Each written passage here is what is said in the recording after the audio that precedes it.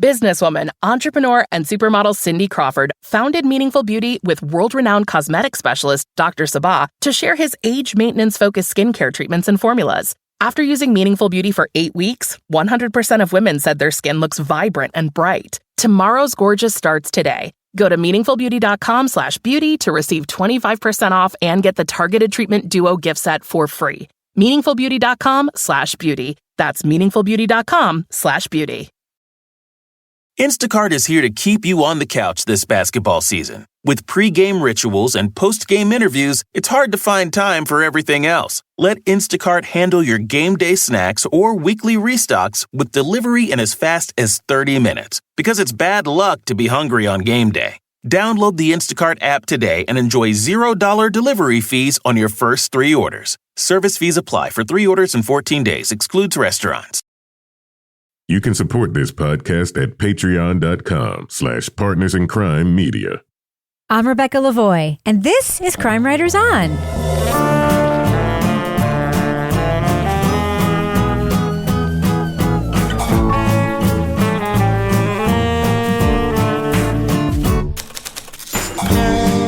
Crime Writers On is the original true crime review podcast that digs into true crime, pop culture, other podcasts. And on this episode, a new crop of troubled tourists travel to Thailand to confront sex, privilege, and death. We'll talk about season 3 of HBO's The White Lotus. Joining me to get that done and more is true crime author, TV journalist, and host of the These Are Their Stories podcast, my husband and love of my life, Kevin Flynn. Hi, Kevin. I would go to Thailand with you in a minute. Kevin, do you remember when we were planning our big bucket list trip that we're taking this coming fall? Mm-hmm. And I 100% looked at the Four Seasons Maui that The White Lotus season 1 was filmed at. That was on the table. Just want to let you know. I wasn't really on the table. It was for me. Also with us is private investigator, certified pet detective, resident cat lady, and author of The Final Curtain, Laura Bricker. Hi, Laura. Hey, Rebecca. I mean, I would go to Thailand. I don't know about Hawaii. Oh, I'd do either one in a heartbeat. And finally, our captain of all things cynical, author of the City trilogy of novels, host of Rip Current, Strange Arrivals, and our Patreon Deep Dive Book Club podcast host, Toby Ball. Hi, Toby. Hey, Rebecca. So, Kevin, this is Monday's Crime Writers On. Yes, it is. What's coming up on Thursday's show? On Thursday, we're going to talk about the podcast Blink.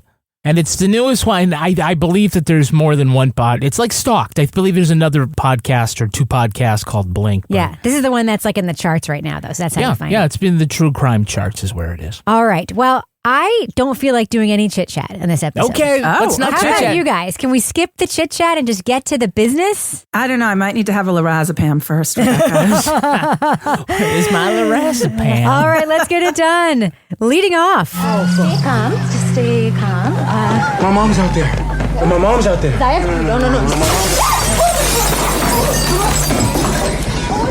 Gunshots ring out at the White Lotus just days after a new group of guests travel to the exclusive resort in Thailand. They include Timothy Ratliff, whose entitled family is unaware the FBI has just uncovered his financial crimes. It's all you. Now, I'm wrapped up in some fucking money laundering, bribery situation. And I only made $10 million out of your stupid fucking scheme? Fuck! TV star Jaclyn Lemon and her 2 besties are enjoying a girls' getaway, but tensions are brewing among the lifelong friends. Oh my gosh, you guys, I'm happy with anything. Just being here with the 3 of us, I'm in heaven. I would sleep in a tree. That's too generous of you. Nice. Rick Hatchett has traveled with his free-spirited girlfriend Chelsea, but his interest lies with some mysterious personal business in Bangkok. He was trying to help these locals keep a shady American from stealing their land. I really don't know all the details. But my father was here trying to do the right thing. And one day he disappeared. Among the staff, a shy security guard pines after a beautiful coworker. A lothario flirts with the women, and a transplant from Maui recognizes a fugitive wanted for questioning in a high-profile death in Italy. Craig, isn't it? It's scary. Huh. Really? Did you date a woman named Tony McQuad? Me? No. Season 3 of The White Lotus takes viewers to a new exotic location, examining privilege, sex, and this time, spirituality and death. Walton Goggins, Parker Posey, and Michelle Monaghan are part of the ensemble cast meditating on what is worth living for and what is worth dying for. Spoiler alert, we're going to be talking about very significant plot points from the first 7 episodes of The White Lotus. So if you want to remain spoiler-free, go to the estimated time code in our show notes for our thumbs up or thumbs down reviews. We will not be talking about last night's season finale, but if you want to hear our takes on that, you can hear our discussion on today's Crime Writers on After Show on Patreon. If you don't have Patreon, you can still listen to an extended excerpt of the conversation for free, or just buy that episode for $3. All right, so let's get to it. Toby, you can tip your hand because your first note here says this is your favorite of the 3 seasons of White Lotus. Why?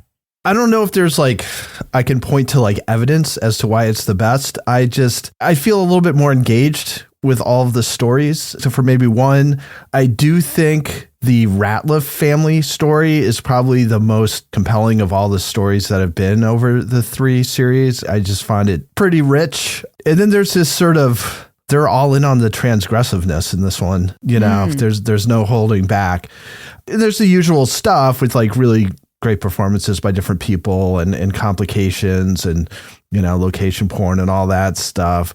But I guess maybe it's really the Ratliff storyline. And then I felt like all the storylines, except for one, were all pretty compelling. What's the one? Now I'm curious. Don't say it's the 3 friends, Toby. Please don't say that. It's too many women. No, I was just going to say, and I don't even know if it's really a storyline, but the one with Belinda, who I like quite a bit. Yeah. Just kind of seems like it's more in the service of connecting it to previous. So It doesn't just seem randomly, here's another White Lotus hotel with a whole bunch of different people. So that kind of felt like they were trying to create something, but I mean, she really doesn't really do much. Yeah. I mean, she got some, Toby. Yeah. Yeah. She gets a little some. She learns some massage techniques and she has some uncomfortable interactions, but she's not really moving the plot forward any. So I just kind of felt that was a little weak, but I thought the rest of them were pretty interesting. I'll just say I really love that storyline only because I think it's serving to reveal more about Gary. Then we knew Greg/Gary than we knew before because he hasn't really been, this is the first time he's ever been confronted with who he is. And that's the reason why I like it. But I agree it was kind of a slow burn before that.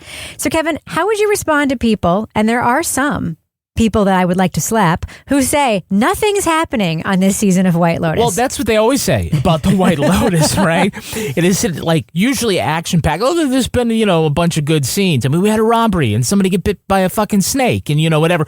But this is always very much like a character study, right?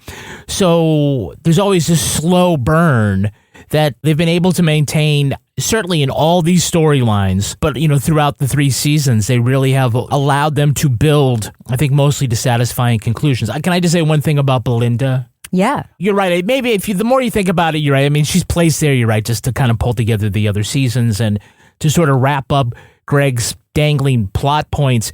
But one thing I would say is that if I could get a 3-month transfer to an exotic island where not only am I an employee, just spending a couple hours learning new massage techniques, but I also get to live there. Eat in the restaurant, just as, basically a long-term guest at a 10-star resort. Sign me up. But also for Greg, if you are wanted in questioning for an incident in Italy, you probably shouldn't be hanging out at that same resort, but in Thailand, because it's bound to happen. The White Lotus is ubiquitous. It's mostly his girlfriend who hangs out there, by the way. Yeah. Well, there's one piece of continuity issue there. They say his house is up on the hill, but later we see his house and it's actually on the water. And I'm like, what's up with that? It's an infinity pool. Shut up. Up the hill? Anyway, Laura, as we've hinted at, this is a pretty great location. We've had 3 completely different kinds of locations. How do you feel that this show does in transporting us to a place that we are unlikely to go? It makes me want to go there. So that's successful right there off from the start. I think what's interesting about this season, Thailand, I feel like there's so much more with the culture here because the other seasons, it's more like we're in the resort. Here we have the guy who goes off to Bangkok and we see kind of the side part of the story through the Bangkok lens and the woman there that's like the actress, singer, or whatever she is. But I think even with the opening credits, there's just this really interesting history and the setting and the footage is just so brilliant in terms of the way that, you get a lot of shots of the area, but also kind of the people that live there, that work there, and their role in the story as well. So you're getting a little bit more of sort of the I don't want to say socioeconomic, but sort of like with the people that live in like the village or whatever, but they're working at this over the top place, like Mook and what's his face there? Guy Tak, yeah.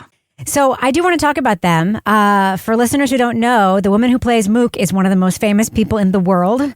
She is the lead singer of a K-pop group called Blackpink. She has 150 million Instagram followers, and she does play... How many do we have?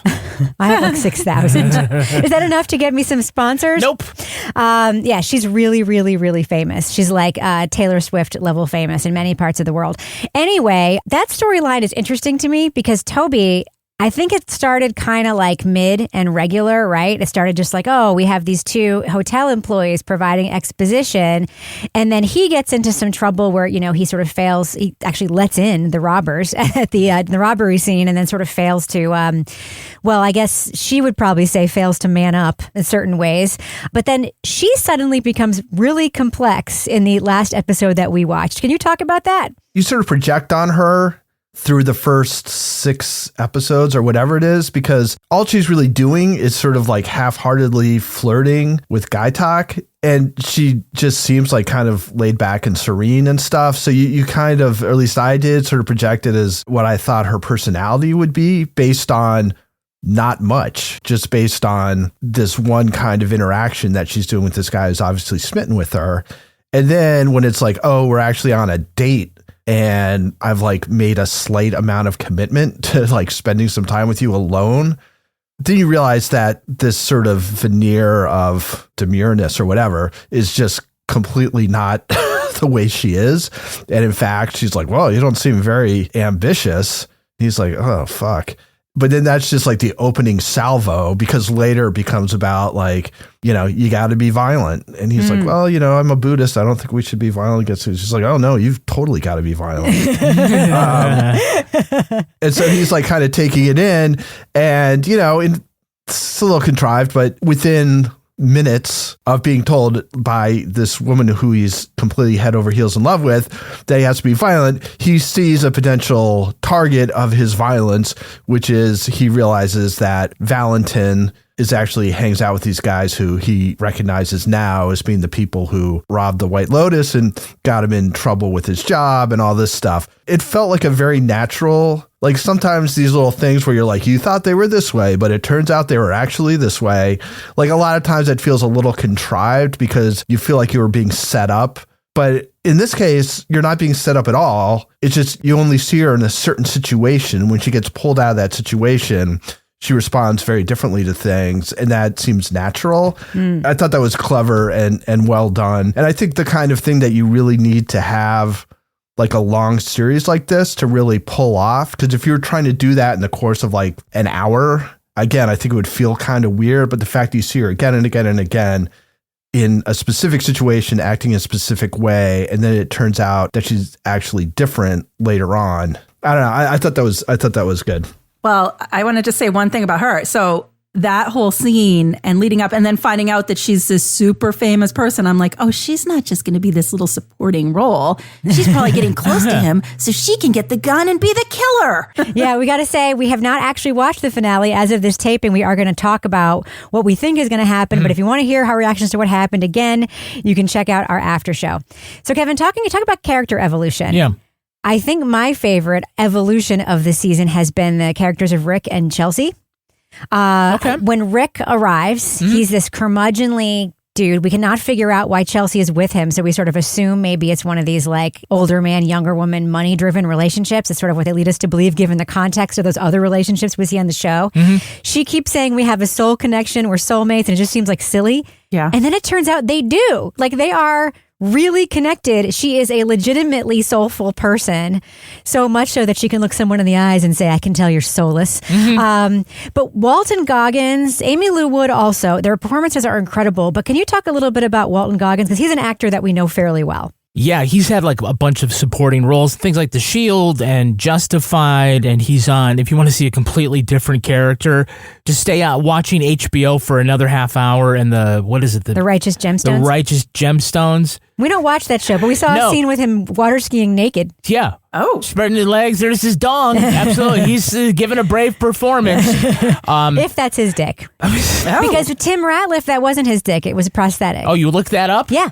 Didn't you? No. Oh. Anyway, Walton Goggins. Yes. I mean, I think this is a real star-turning performance for him, right? Because I feel like he's sad, pained, tortured guy. I think he does this really, really well. He seems emotionally distant and just sort of like deeply sad. And like there's this one scene where he's like forced into therapy, kind of. It's like, hey, everybody's getting massages. Go to therapy at this resort. I don't need to detach. I'm already nothing. Even nothing can be an illusion you tell yourself. If nobody puts gas in the tank is empty. That's not an illusion. The car won't start. And then I think, as we see him go along, and you understand what his purpose is, he has a really surprising, well, it's not an ending, but a surprising twist in his development where he doesn't kill Scott Glenn's character, but still gets some satisfaction out of that. And then he can go cut loose with Frank. Now, we still don't know what's going to happen. And he just pushed down a guy who has like 2 bodyguards who are armed, and he's going back to the White Lotus. So I keep thinking about like, how many shots did we hear in that opening scene? A lot. Probably more than in Guy Talk's pistol. So who's going to be bringing the heat? I'm guessing it's going to be the bodyguards. Well, no, that's interesting. It's an interesting guess. But in any event, like I think that he does a really great performance here. He's really mesmerizing to watch, and I think that's something who's got a whole lot of really great performances here. So Laura, he does go to Bangkok. He hooks up with his friend Frank, who's played by the incredible Academy Award winner, right? Sam Rockwell, who, by the way, is real life partners with Leslie Bibb, the blonde friend. Mm-hmm. They've been together for like 20-something years, the two of them. And so she was there for 7 months. He got to go there for like a week. He's actually tight, like real life buddies with Walton Goggins. And they're like too. BFFs in real life. Yeah. So there was this very interesting scene where we meet Frank. We get the impression that he's just like Rick. They know each other from way back when. And then Frank does this completely unexpected, completely subversive, filthy, everything. Has everything. His monologue has got everything. What did you think about those scenes? Well, that's apparently, I saw that somewhere on social media. So like people have put like his entire monologue on like a hat in just like this long run-on sentence. It was not what I was expecting. So it's like he meets up with this guy who's like, yeah, I'm sober and here's why. And then he launches into this like crazy sex story. And at the same time, I'd hire an Asian girl to just sit there and watch the whole thing. I'd look in her eyes while some guy was fucking me, and I'd think, I am her, and I'm fucking me. And he just goes on. It was a journey. It was quite an experience listening to that whole thing. So when they then go together to go see this woman under this sort of like fake movie producer setup, and then cut loose. Totally unprepared, by the way. Sam Rockwell's character. Yeah, I know. Like, well, what movies have you seen? I don't know. Some of them. Oh, you were a princess or something? Yeah. But so you go from Rick having the moment where he's like communing with the snakes to now his friend is like communing with the girls by looking them in the eyes. Like there's a lot going on here with these two guys. And then the finale with the two of them where they're just going wild, and Rick's character is now sort of like, oh shit, I might be in over my head. Because Frank falls off the wagon hard. Because this might be why this guy went on the wagon to start with. Because Rick's like, I'm already pretty fucked up. And this guy's now like, snorting coke off of people's hoo-haws or whatever. Or I don't know if he is. But it was so interesting because I really want to know more about that character of Rick, because I feel like we have some of the backstory, but I really want to know more about the father and sort of what led him to where he's at now. And I just hope it's not like a tease where we get some of it. Because for me to feel satisfied at the end of this, I need to know, like, how did he get all his money? Like, what is his story? Because we just know, like, I'm so curious. I mean, the one thing that I noticed when they have that showdown was he doesn't mention his father's name. He mentions his mother's name. He's like, remember her? And he's like, what's going on here? And then he pushes him over. You ruined my fucking life. You may not remember him, but you sure as fuck are gonna remember me. It felt like that was something that I'd seen before, which is when you finally confront this person who's been so big in your life, and then it turns out it's just this little old man who's pretty helpless. When he sees that it's not this crazy evil monster that he's built up in his head, but just this pathetic old guy at this point, and then he just like pushes him over, and that's fine. I guess I was hoping for a little bit more than that. I mean, it seemed kind of quick. But yeah, I don't know. I mean, I'm with Laura. It felt as though if somebody was like, who is your dad? And then I was like, my mom was this person. And they're like, what's going on here? That to me makes me think there's like another piece in there somewhere. Yeah. That Like hopefully maybe we'll he's find the out. dad. I was wondering about that myself. I can't imagine that Scott Glenn, by the way, was only hired to do that like 1 5-minute scene. He's also kind of a heavy hitter actor, which is, even if he was, I mean, man, they can cast on this show, right, Kevin? Absolutely, because, you always get good decisions made casting the White Lotus and joining us on Patreon. That's right. Our Patreon is just like the White Lotus in so many ways. It's 5-star, but it's not nearly as expensive. It's got everything. Not nearly as expensive to get in. By the way, I was doing a count. How many episodes do you think we dropped on Patreon in the month of March? I don't know how many. 27 episodes. Holy shit. In only 31 days. Wow. They include things like the Crime Writers on After Show. As we said earlier, we are going to be talking about the finale of White Lotus. We taped right after the show aired. We're going to have our hot takes. We'll find out what we really thought. Did they land the plane? And even if you don't join us on Patreon, here's a little hint. You can join us for free for 7 days. Or if you just want to listen to a good chunk of this episode, the after show, we're going to be able to let you do that too. And maybe you'll just join us for more stuff. Other great things you get on Patreon include the Readathon, in which Rebecca Lavoie breaks down everything in the Karen Reed trial. Jury selection continues. Well, it's continuing as we're taping this today. It might be over by the time this drops. By Monday? They've already picked like 8 jurors, and it's only, Thursday? No, it's not. It's going really fast. I'm pretty certain that they won't have another 8 or 9 jurors. And only 7 of them, by the way, have already formed an opinion of the Karen Reed case. Other great things you can get include Laura Bricker's Leave It to Bricker podcast. What are you going to hear? Laura Bricker dressing up in a tutu and going snowshoeing after a couple of beverages. There's also Toby Ball's Deep Dive Book Club podcast. Allison Horrocks, Bridget Keown, Kate Tuttle, and Suzanne Rico all discussed Eden Undone. Toby, how was that discussion? It was a great discussion. The book itself is so wild that there was a lot of stuff to talk about. We could have talked longer. It's a crazy book. Is it wilder than the White Lotus? Yes, I would actually say truth is weirder than fiction, definitely in this case. It would make an interesting White Lotus because one of the families that was there actually has a resort now on that island in the Galapagos where all this shit went down. Interesting. Always good stuff. Yes, and don't get Toby Ball's book club confused with the Readathon. There are 2 separate things. 2 completely different things. All together. So those are some great things you can do. Other ways you can support us. Hey, follow us on Facebook, TikTok, YouTube, Instagram. We're everywhere. We're throwing up video clips. You want to see what we wore when we recorded this stupid podcast? You can see it. 3 of us really care about that.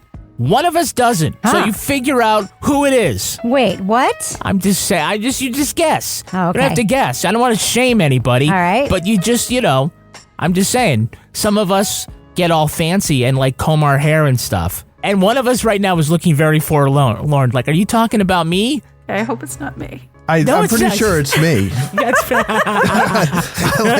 If I had some money, I know where I would place it. I'm wearing my gray sweatshirt, so I don't think I look that good.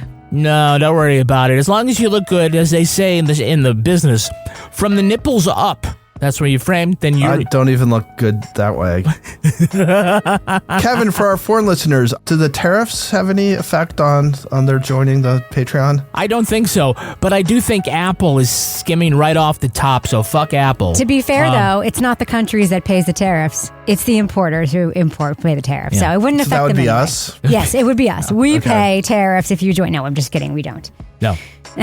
No. And if you join from our 51st state, the exchange rate goes away. All right. So Kevin, does thus end our business section? Thus ends the business section. I apologize, Canada. He was joking. Okay, I'm going to fade that music out right now. So Kevin, who's the next sponsor on the show? Oh, we're brought to you by Quince. Oh, Quince. Yeah, are you getting ready for that spring travel season? Yes. Here's why you got to go to Quince. I've got 2 great reasons, all right? Yeah. So you want to treat yourself to luxurious upgrades. So you want Quince's high-quality travel essentials. Mm-hmm. You need them at a fair price. Things like the lightweight European linen styles for $30. Kevin, you have that shirt. I do, and I love it. It's easy to wash. It's super comfy. And in addition to buying all this great clothes to go on a trip, what are you going to put it in?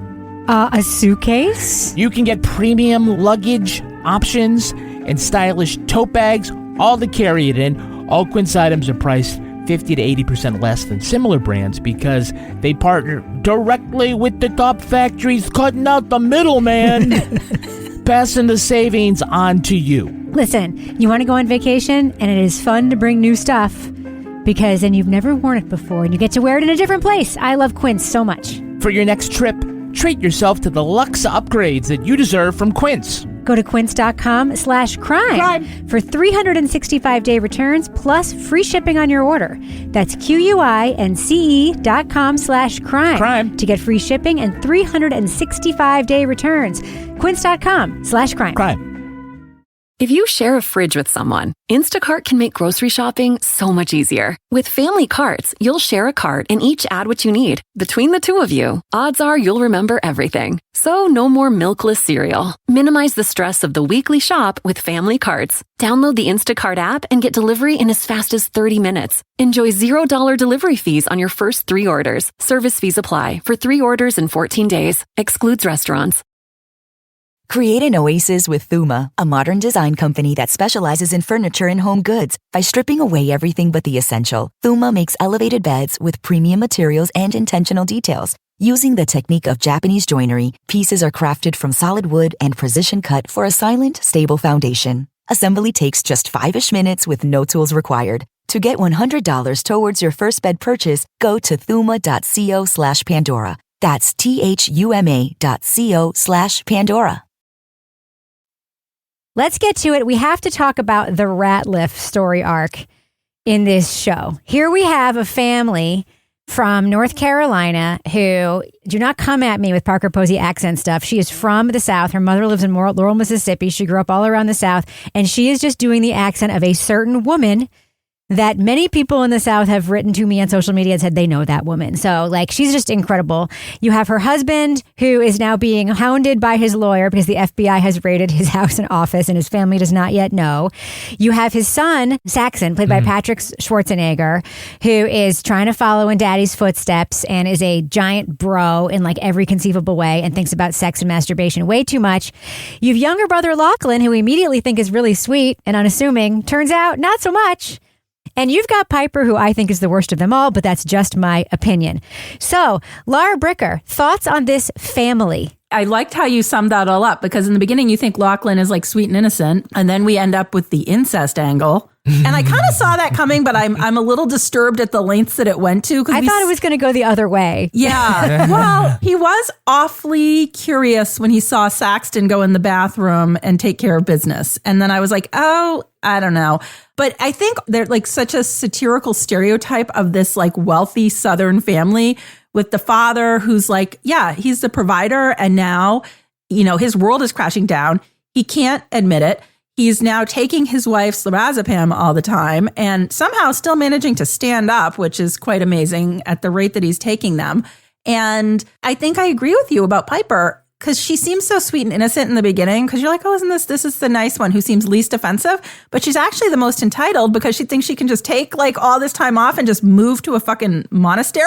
Like, and then as soon as she sees a cobweb on the ceiling, you can tell she is not happy. Yeah, when she and Lachlan are there and she wakes up and she's kind of looking around, you're like, oh, she's not, and they're like eating the food and he's like about to spit it out and she's like, what? Just and then she's like, it. Yeah, this sucks. This isn't as good as the White Lotus. Maybe she's not the one who wants to live unless she can have a comfortable life. Maybe that's actually... Well, she quite literally says that. I mean, the Ratliffs themselves are like the ultimate in white privilege, right? They'd rather be dead than poor and literally say that. What if we lost everything? We're not going to lose everything. No. No. And if we did, honestly, I don't know if I'd want to live. Why would you say that? What does that mean? I just don't think at this age I'm meant to live an uncomfortable life. Now, Saxon, like you're right, ultimate finance bro and completely odious. And Laura, only a rich white girl can announce that she's going to spend the next year, take it off and go to a Buddhist monastery. But if you wanted the answer to the question, can you make incest funny? Apparently so. And I think it's because the power dynamic is what it is. Right, you talked about Saxon going, like in the first episode, like deciding he's going to like let everybody know he's going into the bathroom to whack off. He sexually harasses his entire family, including his siblings, most of all. So that's sort of like, he's like, that's a power move, right, over his brother. Like, you know, like and he I'm calls getting his sister a virgin and talks about her boobs. He's disgusting. Yeah, and so I don't know. I think part of it is Lachlan's goofy face. Like when they finally reveal, like, you know, this somewhat like threesome wasn't just Saxon jerking off, when they like go back and say, no, that wasn't your hand. And the way he reacts, the way he's been taken down, like so crestfallen and doesn't know what to do because he's usually in power. They made it funny. Well, you know? Chloe made it funny. That wasn't it wasn't a threesome. Are you kidding me? That was my little brother. Yeah, and you guys made out. That was a joke. What part was a joke? You guys forced us to. I didn't force him to jerk you off. But he's still walking around in a daze, right? And and I think it only works because of those two characters and the way they set it up. And certainly if they tried that move with his sister, like again, it would just sort of like not feel right. That was a tough one to pull off. But yeah, there was certainly like a little, what was it, hoye? What was the term they used to use? Well, Saxon has both of his siblings, like he has a thumb on them in different ways. He emasculates Lachlan all the time. He's like, you need to beef up, you need to man up, you need to do all these things. And then his sister, he talks about her as a sex object in a way that she pretends to ignore, but clearly is like really upset by. The parents are just like, this is so funny. Aren't you guys funny, right? And I think that the incest scene, yes, it was meant to shock, but like you said, Kevin, it was also meant to, show what happens when people are off their fucking mind on drugs, which they were, in this highly charged situation. But it was also supposed to make us question, because we think Saxon is the predator and suddenly Lachlan becomes the predator in some ways. Toby, that's like a big dynamic, like rug pulling that we get. Yeah, I mean, not to take this all too seriously, that certainly felt like sexual assault to me. If it had been Piper in that situation, just like completely unable to comprehend what's going on because they're on drugs and stuff, that whole thing felt a little weird, unless you're looking at Lachlan as being this completely scheming, like behind the facade, manipulating people, which I'm not sure if that's true or not. I think he thought his brother would be proud of him in that moment. I really do. Because his brother's been grooming him about masturbation and jerking off this entire time. And I think he was sort of like, see, I'm in, I'm doing it. That's how it felt to me. It felt like this really awful, weird way of trying to get his brother's approval. Because he didn't want to participate in the sex thing to begin with. And his brother made him do it. I can't imagine an 18-year-old thinking that his 24-year-old brother wants him to jerk him off. Well, he was also on drugs, to be fair. It's a weird thing. Anyway, I mean, I think that's what's kind of interesting about their family, right? Is that the dynamics on the surface don't actually line up with the dynamics the way they actually work. And in fact, Lockie is like, I mean, he's got a lot of power like both siblings always want to have him around, right? It's like, go to the temple with me, go and work out with me, you know, be my wingman. We got to hook up, you know, I'll sleep over with you at the whole thing. Like they're all like pretty dependent upon him. And I think they've all got a reasonable amount at stake with decisions that he makes, which I kind of think might have something to do with how everything ends up, because he's being given this choice of UNC or Duke or whatever. It seems as though things are trending towards neither one of those. And trending towards prison. Well, let's just say his FAFSA information is probably no longer accurate. Right. And then, I mean, I think they're telegraphing this, but it seems as though both he and the father are both looking at Thailand as being sort of more attractive than they necessarily would have when they arrived. Piper makes it seem like it's less attractive. Parker Posey doesn't even know what actual country they're in. And then Piper, I think, realizing that with like enlightenment comes with poverty, likes half of that and not the other half. So I don't know. I think the whole thing is pretty well written, and it just sort of, even though they're satirical, the dynamics kind of ring true, and that the people who are trying to be most controlling are also the ones who are most vulnerable, because when people don't sort of go along with their plans, then they're the most likely to feel hurt or whatever. And the acting is, you know, amazing. Good. And the fact that Saxon is played by a real child of privilege, American, who's gone on interviews and bitched about how he doesn't want to be known as a Nepo baby because nobody sees the work he's put in acting classes and stuff. It's like, dude, lots of people change your last name. A lot of people put in time in acting classes. They don't all get cast in the White Lotus. Yeah. You could have just called yourself, you know, whatever, Smith, and see what happens. Well, that's the whole thing. Actually, Amanda Seyfried did an interview about this the other day. She was talking about how Nepo babies shouldn't complain about this, because clearly they have to, like, you can't fake getting cast in the White Lotus. Like, you have to be good for the part to get cast, obviously, and he's very good in the show. Yeah. And she also mentioned, I guess, Gracie Abrams, who is J.J. Abrams' daughter, who's become this huge superstar singer, and she's just like, these people are good, and like, you should just know that you actually can't achieve that level of success if you're not actually good, and they should just be happy that they have both instead of complaining about one of those two things. So, Laura, we have to talk about Victoria Ratliff, Parker Posey. Yes. If you just read her dialogue on a page, you would not want to watch this woman for a moment. Like, she's the most despicable, like, the things she says technically are despicable things. She has the whole tsunami, Buddhism. You don't want to move to Taiwan. And she, you know, she says they're to that, a cult. Oh, she says to that, oh, they're a cult. They don't share our values. And she says in that party to that girl, she's like, you're such a darling girl. You're young. You're beautiful. Why are you with this middle-aged weirdo? Does he have a lot of money? Yet, I cannot take my eyes off of her, cannot take my ears off of her, and I love her character. Like, I love her character. Yes. What are your thoughts? I love her character as well. When I first started watching this, one of my friends texted me and she was like, you're going to love it. Parker Posey forever. And I'm like, really? Okay. And then I started watching it and I'm like, I can't turn away. And I think what it is the way that she delivers her lines, and she does it just so slow, but she kind of adds a little humor to it where you know that she knows this is ridiculous. Piper here is a senior, thank you, at Chapel Hill. I was also at Tar Heel, but Timothy went to Duke. Saxon graduated Duke. Lachlan, our youngest, just got accepted to both. So you can imagine it's a whole thing. Like, you can see that she is having a really fun time with this character. I would have loved to be on that set when this character started to come to life. It's just, she's so fucking funny. Like, I don't even know. She's so funny in the way that she completely embodies this Southern, entitled, wealthy wife who's got her very clear stereotypes about everybody. And her very, not even hidden coping medicine, like, where's my lorazepam? She's always looking, and you're like, she's not even hiding who she is. She's embracing it. She's stepping into it. And I think that line that she says at one point where she's like, at this point in my life, I can't be uncomfortable, or whatever it is she says. I don't think I could live an uncomfortable life. You know, she's just leaning into it in a way that, like, I find myself doing that voice all the time now. And I'm like, I gotta stop, because I'm like, oh no, Piper. And I'm like, I can't Piper. Laura. Piper. No.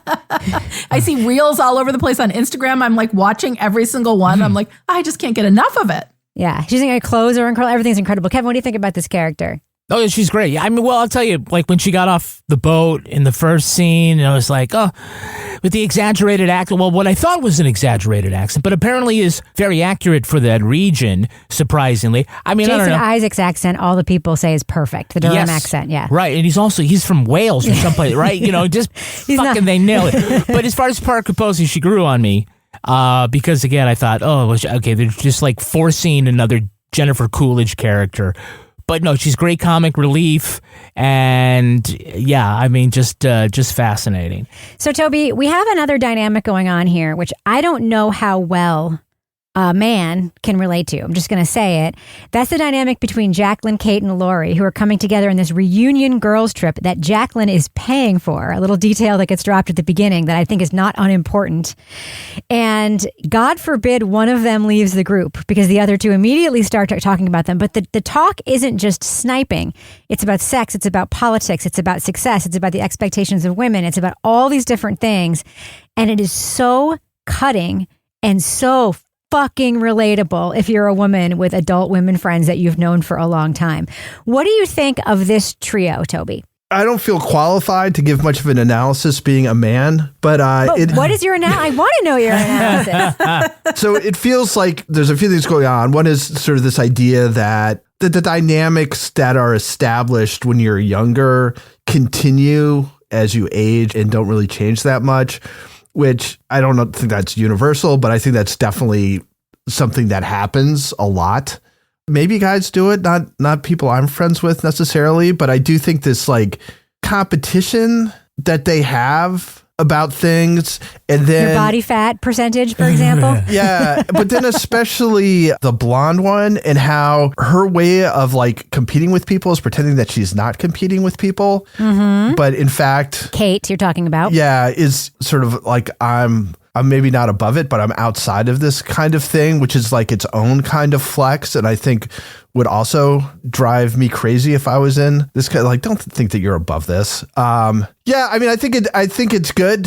Once I got the point, you know, I was like, you know, like there's three of you, so it's always going to be like the dynamics are set unless something weird happens. How are they going to change? They change up a little bit when they go and they meet those Russian guys, and that's sort of the moment at which things kind of come out in the open a little bit more. Is about Jaclyn sleeping with Valentin, which is just the funniest fucking name. But so I don't know. I didn't think this was like the strongest, but again, it could just be that I don't have those kinds of relationships being a dude, but it's good. And the acting is obviously awesome. And the types seem very recognizable. And it's easy to kind of look back to like high school and be like, oh yeah, I can like identify a group that was kind of like that, where you could see like one of them was like more popular with the boys, and one of them was like super anxious and like really worried about their work. And, another one was just sort of friends with everybody.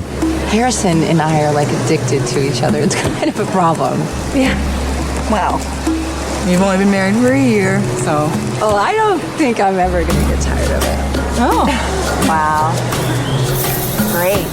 Like everything else, it's really well written. It's compelling. I don't think it has quite the, complicated and interesting dynamics that the Ratliff story does. I mean, I think that's, if I had one criticism about this, is I think the Ratliff story is so kind of rich that these other ones feel a little bit light in comparison. But I may be the only one who feels that way. Yeah, Toby, like I do not feel qualified to comment. However, I have talked to enough women that immediately when I saw those three women come together, I'm like, it's going to be 2-on-1 all the time, and they're going to be catty with each other. And if it was three dudes, they'd be horrible to each other in a completely different way. But I definitely know how this is going to play out, and it kind of has. Not just catty, man. It's deep. It is deep because you're right. Like if you've been friends forever, you have grown, but sometimes the friendship hasn't. So you get pulled back into those power dynamics, right?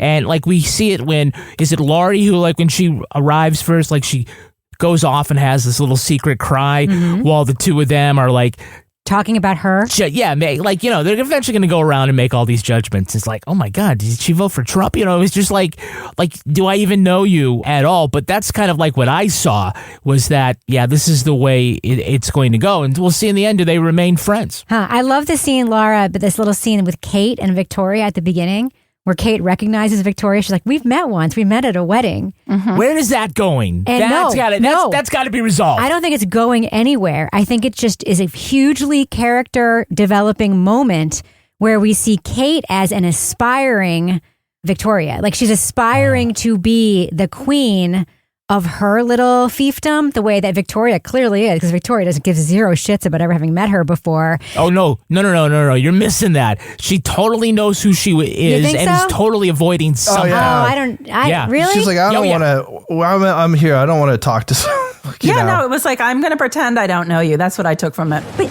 do you remember meeting me? Yeah, your hair was different, right? Well, maybe. She's totally pretending because of something. Maybe. I didn't see it that way, but there is definitely this contrast between these two. And Kay has left her world and entered this new world of like Texas, wealthy, church-going, very nice people, Trump voters.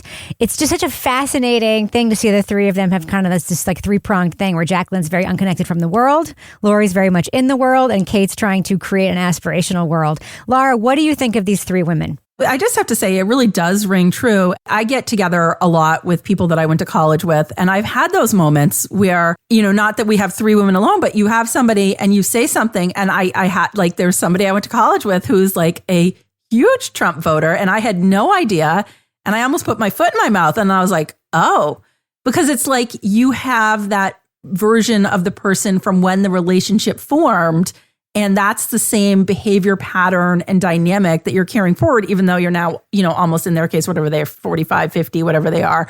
But it was like, for me, I'm looking at this, like, this is why you don't take, like Kevin said, 3 women on a trip together. You take 4 or you take 2. I think 3 is bad. 3 is bad. Somebody's always... 3 is bad in any situation. It's bad at work. Yeah.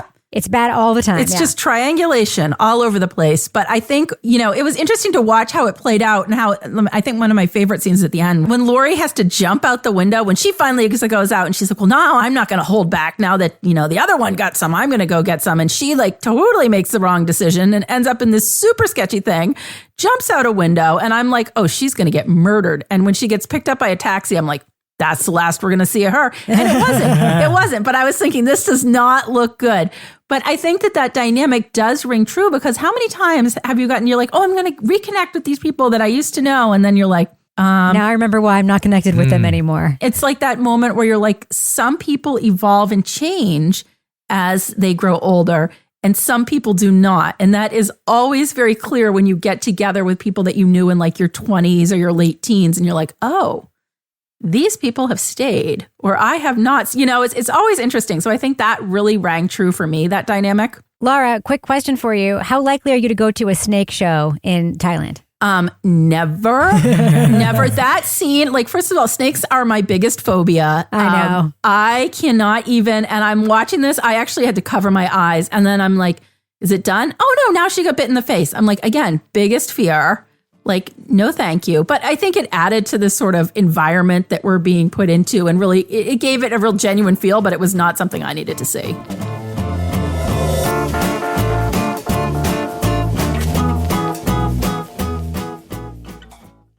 If you share a fridge with someone, Instacart can make grocery shopping so much easier. With family carts, you'll share a cart and each add what you need. Between the two of you, odds are you'll remember everything. So no more milkless cereal. Minimize the stress of the weekly shop with family carts. Download the Instacart app and get delivery in as fast as 30 minutes. Enjoy $0 delivery fees on your first 3 orders. Service fees apply for 3 orders in 14 days. Excludes restaurants.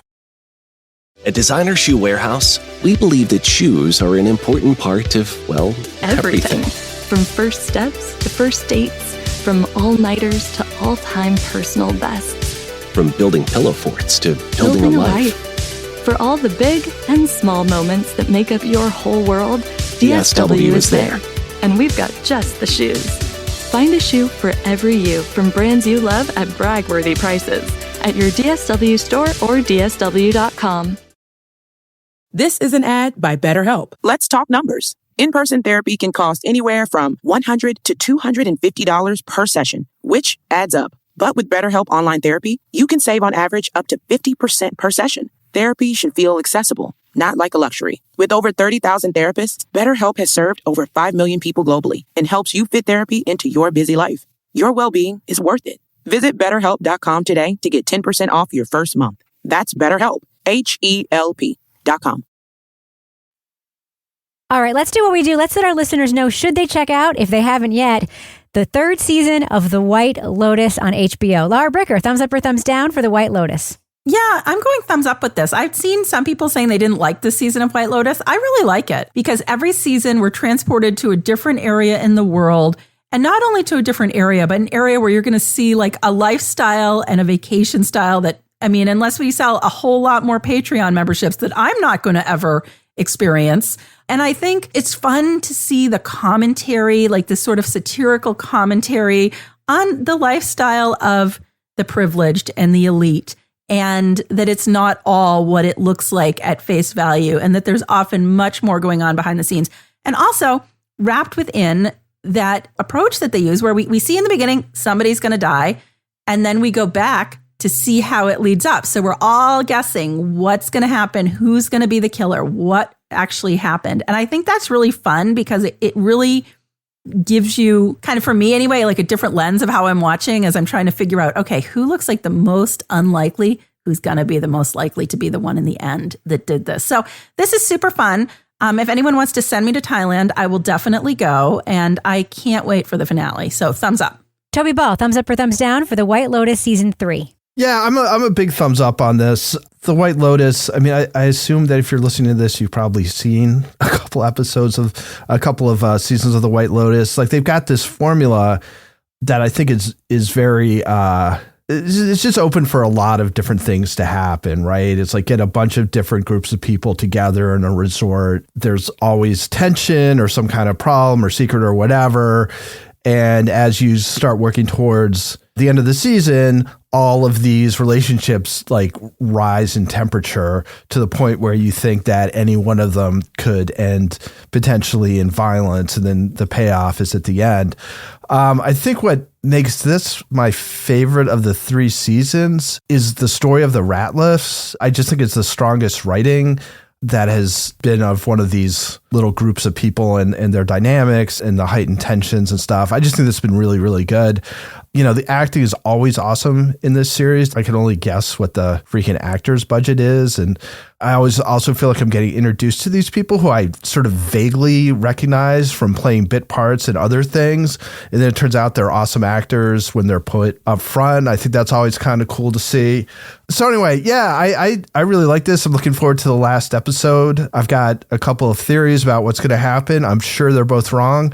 So I'll be glad to find out what the actuality is. Kevin Flynn. Yeah, I'm a big thumbs up on this too. There's one character who says that everybody that goes to Thailand is either searching for something or hiding from something. And I think that that's great because that sort of describes what's happening with our characters here. And you got to decide who is doing what. The White Lotus always comes up with really interesting character studies and really is a meditation on things like wealth and privilege and other things like sex and here the meaning of life and how there are some characters that would rather be dead than poor and other ones that are just trying to find a meaning in life. And that's part of what makes prestige television is that it's not just the murder mystery that we step into in the first 5 minutes. It's all this other stuff that happens.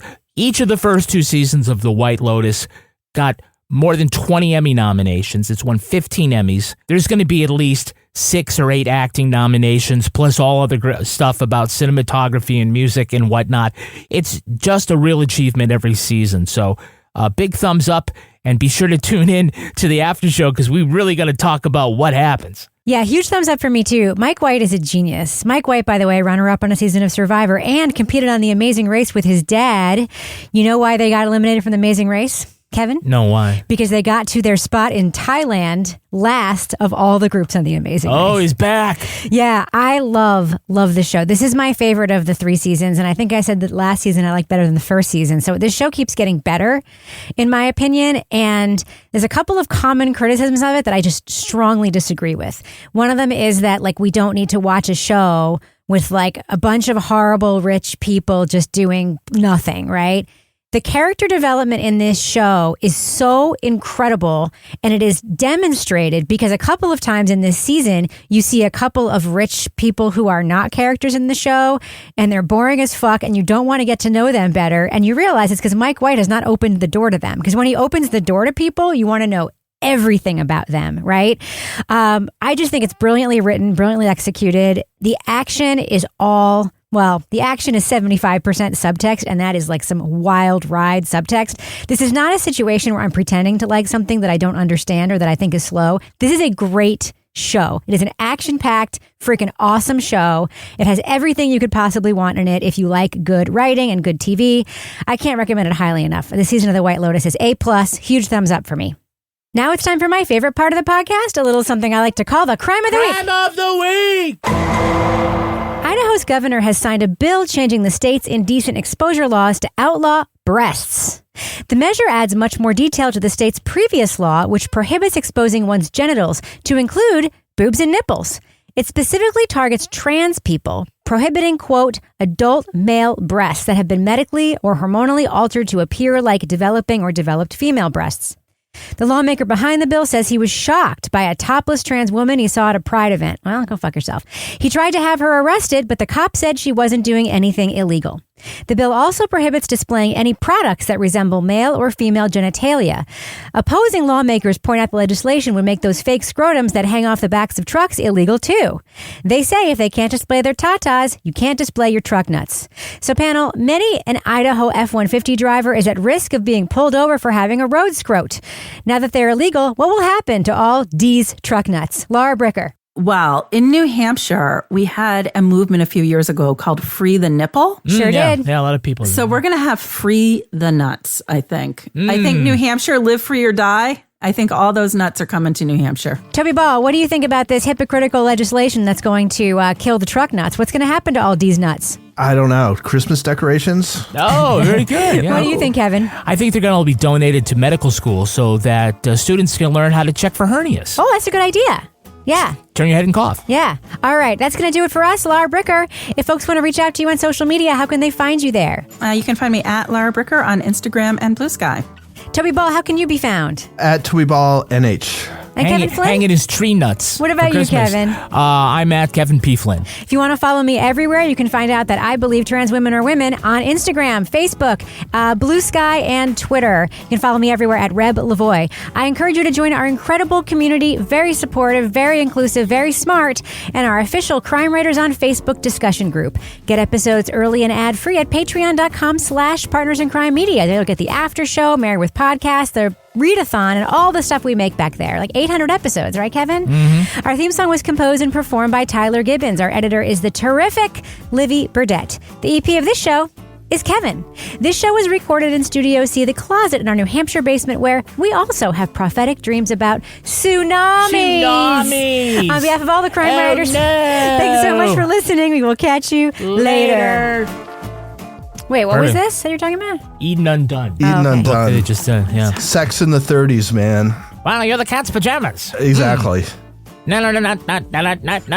Hello, darling. How'd you like to get down on my lollipop? But you have to say it in the original German. The original German? No. You can't do it. You have to be like those Jerry's. Yes. Kevin, his World War II reels are like my favorite voice that Kevin does. Yeah, I haven't heard you mention the Hun yet. The Hun. Watch out, Mr. Hitler. Here come the boys in green. Brave paratroopers jumping in behind lines. Take that, Kaiser. That's World War I. Kaiser Wilhelm. I love your old-timey World War I and World War II voice. It's my favorite voice you do, like, by a lot. Especially when Kevin, like, talks to me about stuff happening around the house in that voice. Dateline, New Hampshire. Look at this woman trying to clean the sink. There you go, you little lady. Put some elbow into it. No, let a real man take care of that Look for you. how she loads the dishwasher. Right.